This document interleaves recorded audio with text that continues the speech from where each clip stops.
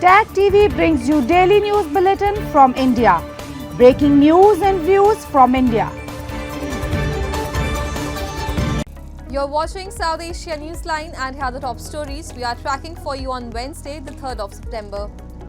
Germany pledges full push on EU-India FTA, says India a rising powerhouse. Over 20 killed in two separate explosions in Pakistan. And Afghanistan struck by another earthquake, hundreds killed.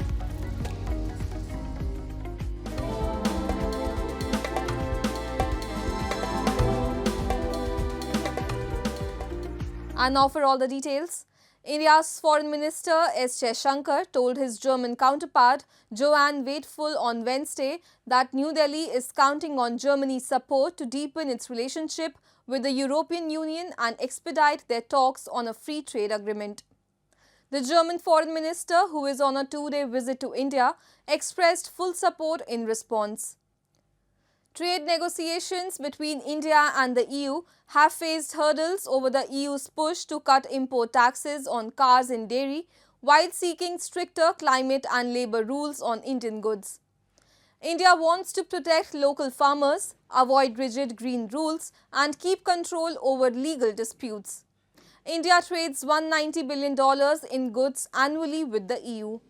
The two have previously agreed to a year-end deadline for their free trade pact. We count on your support to deepen our relationship with the European Union and expedite the FTA negotiations. India and Germany have a strong history of multilateral cooperation, which I'm confident will be further advanced through our talks today. And economically, you already mentioned the FTA. Germany is a full supporter of getting this agreement negotiated as soon as even possible. We are a free trade nation. Later, during a joint press conference, the German Foreign Minister reiterated full push on EU-India FTA and said India is a rising powerhouse and holds special importance in the world. This comes as New Delhi is also grappling with steep tariffs imposed by the US, including a punitive 25% tariff imposed for India's purchase of Russian oil.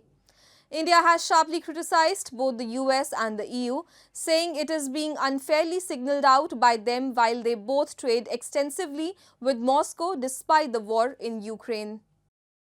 India's Ministry of Home Affairs has introduced exemptions under the Immigration and Foreigners Act 2025, effective 1st of September, allowing religious minorities, Hindus, Sikhs, Buddhists, Jains, Parsis, Christians from Afghanistan, Bangladesh and Pakistan who fled persecution and entered India by December 31, 2024 to stay without passports or visas.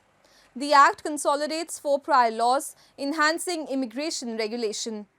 Citizens of Nepal and Bhutan can now enter India by land or air without passports or visas, using citizenship certificates or voter IDs, instead fostering tourism, education and business ties.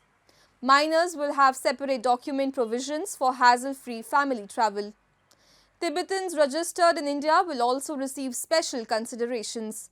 Meanwhile, the Act imposes stricter penalties for document fraud, minimum 2-year imprisonment and ₹1 lakh fine and maximum up to 7 years and 10 lakh rupees fine, and mandates hospitality businesses, universities and carriers to register foreign guests for better compliance. The government aims to balance compassion with security, ensuring robust oversight and clear guidelines for identifying, registering or deporting violators, strengthening regional ties and national security. And at least 11 people were killed at a public rally in Quetta city of Pakistan's Balochistan province. Police investigating the blast suspected to be a suicide bombing. According to government officials, the rally was held to commemorate the death anniversary of a nationalist leader and former provincial chief minister Sardar Ataullah Mengal. No group has claimed the responsibility for the blast yet. Both Islamist militants and Baloch separatist insurgents operate in Quetta city. Quetta is the capital of Balochistan, which borders Afghanistan and Iran. हमारे जलसा इख्तिताम पजीर हुआ उस वक्त जो मेहमान आए थे दूसरी पार्टियों के उनको हमने रुखसत किया वो निकल गए और सरदार साहब भी उसके साथ निकल गए तो ये सारे बाकी लोग निकल रहे थे तो गेट से मेन जो गेट है इससे थोड़े फासले पे ये धमाका हुआ.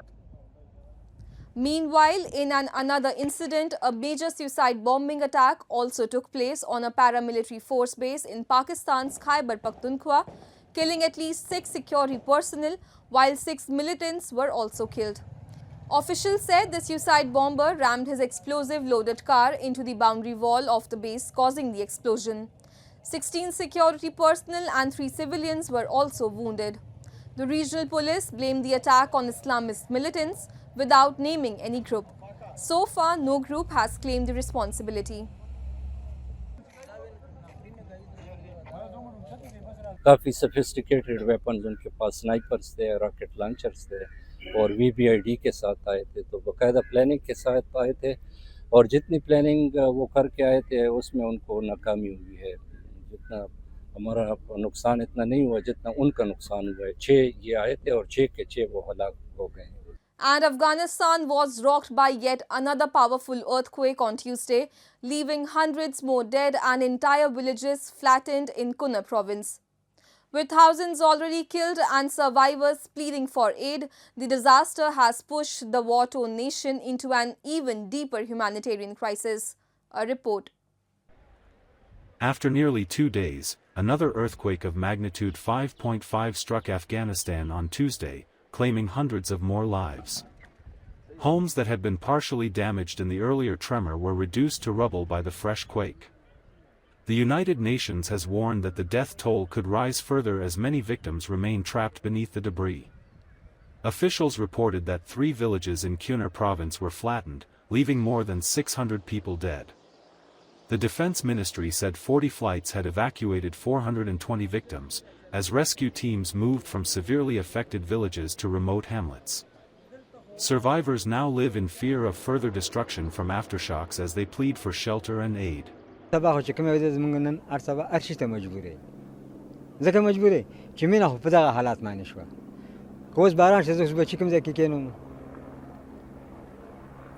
دا بقایا بچی چیز ما کمی دا از کم زاکین من انگور میده هر کم زاکی کینم ناقید ناس زاکی نشته وز دا زلزله چوش له بدی زلزله کی زما یو دغه دا خزاده ایومی زیده یومی لورده دا دوار دا دری وړ دلته شهیدان شو. Sunday's quake, one of Afghanistan's worst in recent years, with a magnitude of 6, had already killed some 1,400 people, injured more than 3,100, and destroyed more than 5,400 houses. Many homes in remote villages were reduced to ruins, and the mountainous terrain continues to hinder relief operations. Survivors mourned the loss of their relatives and homes after the powerful tremors devastated Kunar province. د شپې تقریبا 12 بجې غالبا دې ټیم کې کوم دې د زلزلہ شوې ده دومره یو دغه شوې ده چې هیڅ چاته به د پته نه لګېدل چې داسې جړکې نه وي یو جړکه شوې ده کورونه ټول نسکور شوي دي مالونه پکې ټول ډوب دي بچیان هم پکې په شهادت باندې رسېدل د درې زما په شهادت ورسېدل موږ ټوټل 12 فامیل دغه 12 کسان زموږ شهیدان شوي دي نه داسې زلزلہ نه وه شوې د دې نه دا 2 کاله مخکې یوه زلزله شوې وه کورونه ولیدلي خو شهیدان نه و شوي لکه چند کورونه ولیدلي دا داسې زلزله شوې ده چې دا په تاریخ کې موږ نه ده لیدلې. The disaster has further strained the chaos-hit Afghanistan's Taliban administration, already struggling with dwindling foreign aid. A volunteer informed that people are desperate for help, in urgent need of medicine, food, and shelter. Bangladesh former Inspector General of Police Chaudhry Abdullah Al Mamun, charged with crimes against humanity, has blamed former PM Sheikh Hasina and Home Minister Asad Uzzaman Khan Kamal for ordering the massacre during last year's July mass uprising. In an emotional testimony before Bangladesh International Crimes Tribunal, the former IGP issued a formal apology to the victims, their family, and to the nation. While addressing the tribunal, Mamun, appearing as state witness, begged for mercy. Hasina is being tried in the absentia as she fled Bangladesh in August last year. The July uprising, initially sparked by student protest against a controversial quota system for government jobs, escalated into a nationwide anti-government movement, resulting in over 1,000 deaths due to violent crackdowns by security forces. The unrest, marked by allegations of extrajudicial killings and mass arrest, led to Hasina's ouster and the formation of an interim government under Muhammad Yunus. Exiled Tibetans celebrated the 65th Tibetan Democracy Day on Tuesday in India's Dharamshala to commemorate the establishment of the democratic system by spiritual leader the Dalai Lama. The Dalai Lama in 1960 established a government in exile which has been functioning in India since the Dalai Lama and other Tibetans fled to India after a failed uprising against the Chinese occupation of their homeland. Since then, the Tibetans started to hold elections by choosing their members of parliament in exile, including the Prime Minister and the Council of Ministers. Penpa Tsering, the incumbent president of the Tibetan government in exile, hailed the Dalai Lama's commitment to democratic principles and warned that any interference from China in choosing their next spiritual leader will not be accepted. We are giving out a strong message to China that whatever strategy, whatever kind of pull and pressure and influence that you are putting on us, our spirits will remain true as a Tibetan identity will never be wiped out. And we will remain a vibrant, free and a democratic establishment here, and we hope to have a future Tibet that's also democratic and free and inclusive and diverse. That's all in tonight's edition. We will see you same time tomorrow. Good night.